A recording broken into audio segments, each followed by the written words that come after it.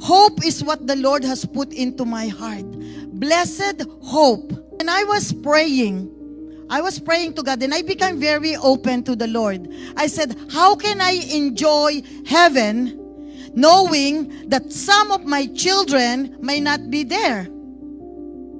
Correct?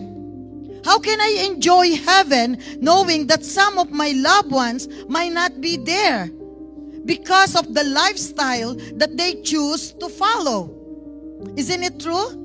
I said, how can I be happy knowing that, some of them may be in hell, some of them are being tormented during the time of tribulation? Isn't it so true? Can you be happy knowing someone, especially the one that is close to your heart, is not having a good time or suffering?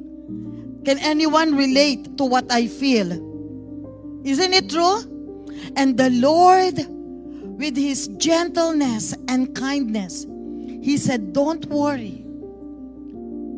If the time is come that we will be giving an account to the Lord, you will be in heaven. Your children or the family members or anyone that is so close to your heart, you will not remember them. You will not remember them. Why?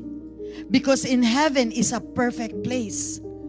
Heaven is a perfect place. There are so many people that testified that they have died, then they doesn't even want to come back. And some of them are mothers that they know they have little children. Why? Because you are complete. You are satisfied. You are whole in heaven. And what is sad, what the Lord put into my heart, is those people that are now, even to this day, choose to disregard God, that are presently tormented. Those people that will be left behind, they will live a life of regret. It will flash back to them how many times God reached out to them and they ignore the voice of God.